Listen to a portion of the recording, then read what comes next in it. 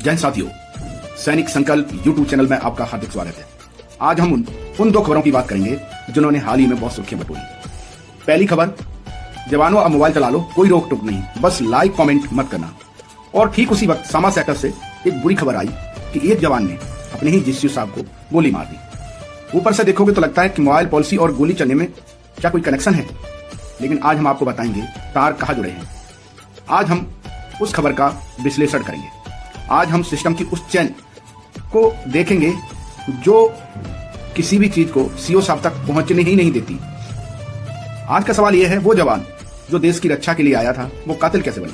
क्या गलती सिर्फ उसकी थी या उन बीच वाले ओहदेदार यानी मिडलमैन की थी जो खबर दबा गए?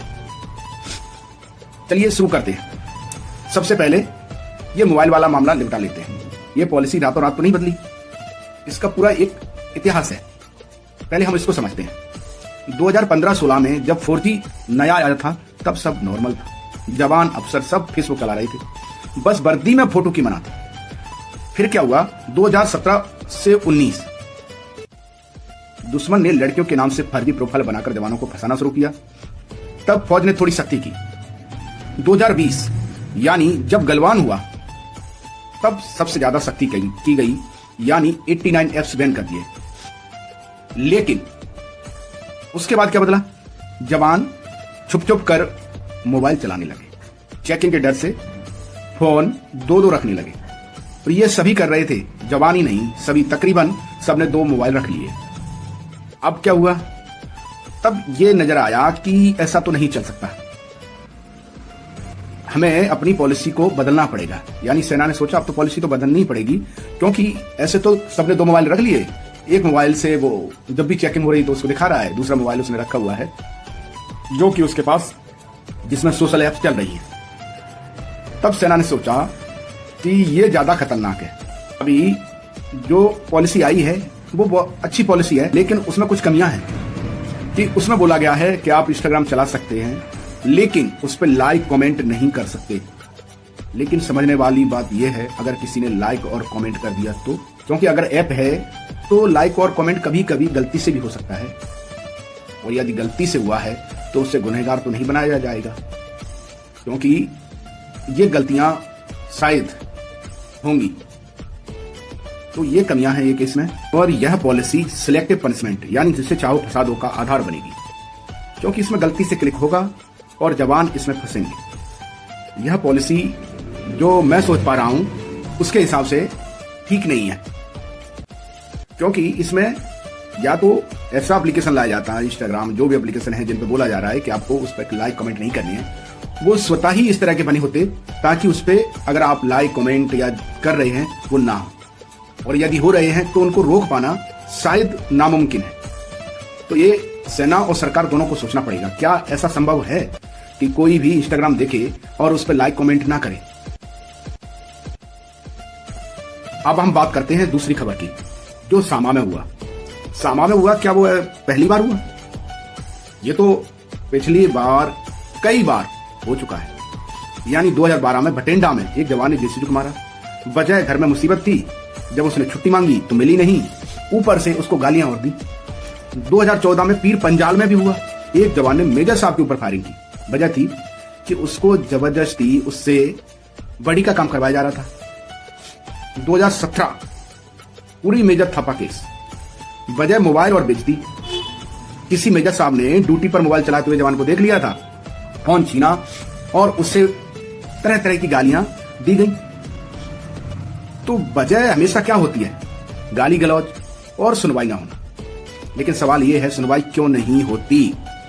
क्या ऐसा है कि सीओ साहब जो होते हैं यूनिट के वो सुनने वाले नहीं होते? तो शायद मेरे हिसाब से ऐसी बात तो कभी होती नहीं। अब हम इस खबर का विश्लेषण करेंगे।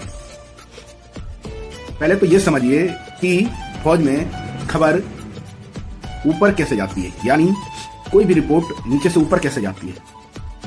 तो एक रास्ता है, मान लो जवान है, कोई दिक्कत हुई तो सबसे पहले वो अपने सेक्शन 2 IC को बताता है, वहां से वो BHM, सीनियर JCO, फिर बैटरी कमांडर, और आखिर में वह बात पहुंचती है सीओ साहब। रास्ता दूसरा भी है, RP और SM, और ASM सीओ को रिपोर्ट देता है।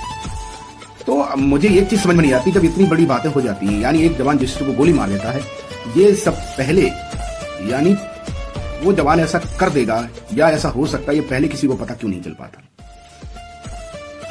मैं दावे से कह सकता हूं कि अगर बात सीओ तक पहुंच जाए तो 99% जवान की मदद हो जाएगी। वो सीओ कभी नहीं चाहेंगे कि यूनिट में गोली चले, लेकिन जो बीच के ओहदेदार होते हैं वो हमेशा सिलेक्टिव खबरें, यानी जो चीज उन्हें बतानी है वही बताएंगे। यानी अगर उन्होंने किसी का फेवर करना है तो वो खबर आगे तक बताएंगे, अगर फेवर नहीं करना है तो उस चीज को छुपा देंगे। और अगर जवान की शिकायत किसी चहेते के खिलाफ है तो बीएचएम को लगेगा कि मैंने अगर ये आगे बताया तो मेरी खुद ही डांट पड़ेगी, तब भी वह बात छुपा देगा। अब आते हैं हम दूसरे पहलू पे कि एनुअल मेडिकल होता है तो शायद उसमें शारीरिक मापदंड का मेडिकल तो होता है, उसमें मानसिक मेडिकल तो होता ही नहीं। कोई ये चेक नहीं करता कि इस जवान की मानसिक स्थिति क्या है एनुअल मेडिकल में। और मेरे हिसाब से ये होना चाहिए, एनुअल मेडिकल में मानसिक स्थिति की भी जांच होनी चाहिए, चाहे वो कोई भी ओहदेदार हो, और उसकी सघन जांच होनी चाहिए। सघन से मतलब है मेरा कि उसकी जो ओहदेदार हैं, यानी जिनकी नौकरी ज्यादा हो गई है, उनकी बहुत ही सघन जांच होनी चाहिए। क्या वो मेंटली स्वस्थ हैं? अगर वह स्वस्थ नहीं है तो उनको उसका ट्रीटमेंट यानी इलाज देना चाहिए। मैंने ज्यादातर यही पाया है कि मानसिक स्वस्थ नहीं है,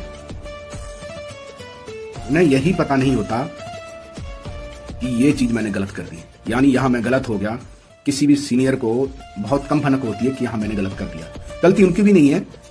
उन्हें जब यही पता नहीं लगेगा कि मैं यहां गलत कर रहा हूं तो सुधार वो करेंगे।